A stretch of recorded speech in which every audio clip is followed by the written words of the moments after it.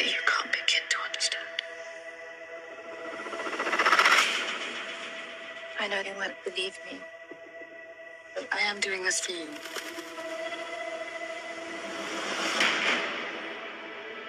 I am gathering the greatest from every world to help me wage war. Tell me who this war is really against.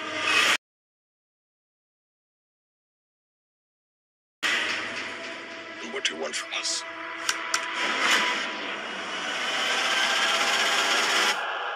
Try not to die.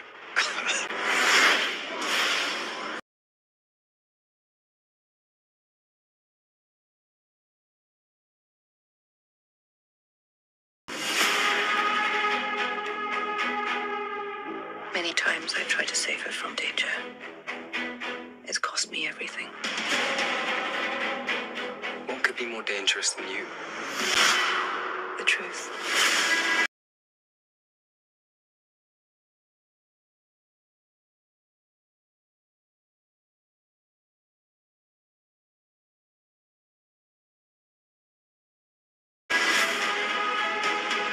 When I was asleep, Roger spoke to me. I can feel death in there.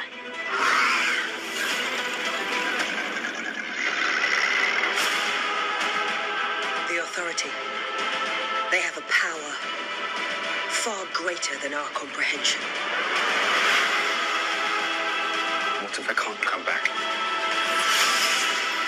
I'll find you. They are but one arm of the beast. We cut off the head. And the rest will crumble. No turning back, I guess. No turning back.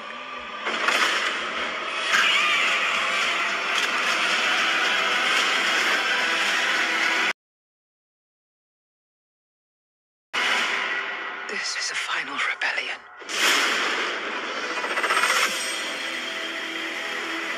Falling in love with creation and with the world is such a powerful theological theme. I think it's a very powerful Christian theme. And it's interesting to see all this conversation about how his Dark Materials, is an atheist manifesto, etc.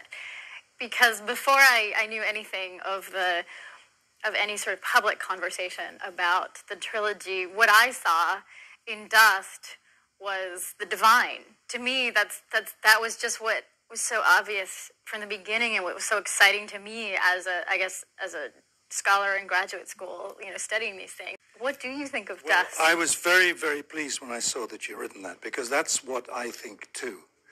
Nobody else, as far as I know, has picked this up, so you may be the first.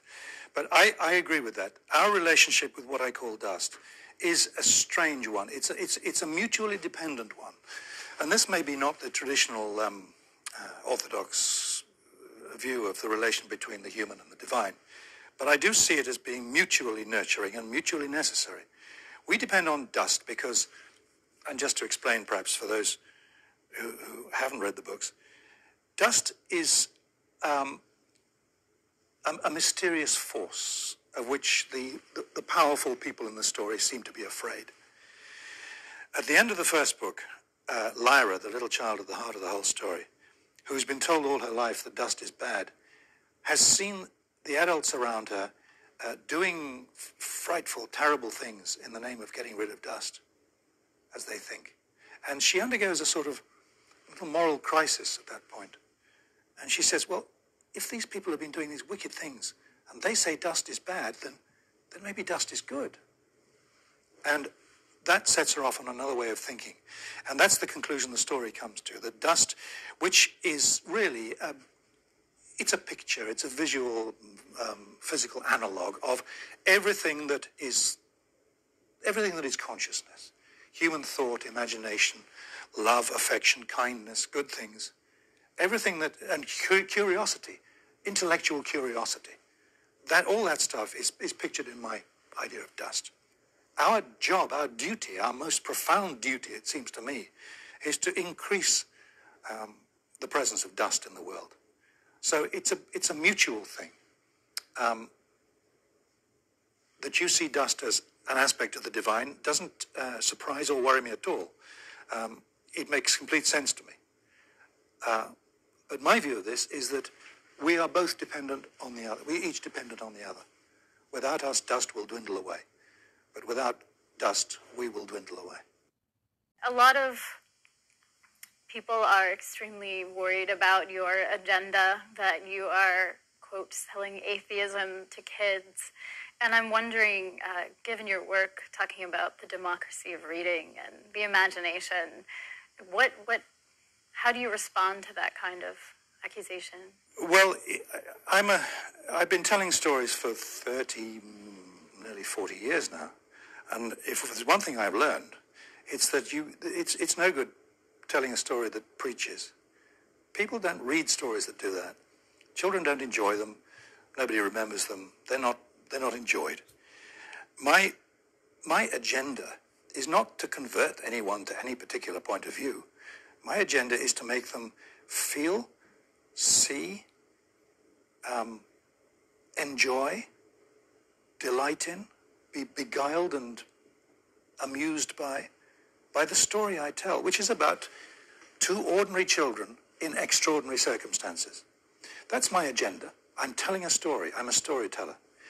If people go away from the book or put the book down and think about things more deeply than they did before, that's good. I trust the reader. I trust the audience. I trust them to have the sense to see what the qualities are that the book is championing, if you like. I don't think anyone can read this book and think that it is intended to rob children of happiness or to rob children of anything to do with wonder and delight and so on. I think the qualities that the book celebrates are those such as kindness and love and courage and courtesy too, and intellectual curiosity, all these good things. And the qualities that the book attacks are cold-heartedness, tyranny, closed-mindedness, cruelty, the things that we all agree are bad things. Do I have an agenda? I have the agenda of every storyteller, which is to make the reader turn the pages and read on to the end of the book. And I hope that when they've read the book, they will feel a little bit better for doing so. They might, well, as one of my great heroes, Samuel Johnson, the great Dr. Johnson said, the true aim of reading is to enable the reader better to enjoy life or better to endure it. And that's my agenda.